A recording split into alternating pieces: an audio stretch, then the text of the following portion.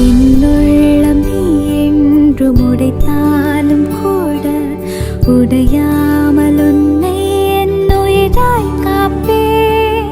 என்னாலும் நீ என்னை வெறுத்தாலும்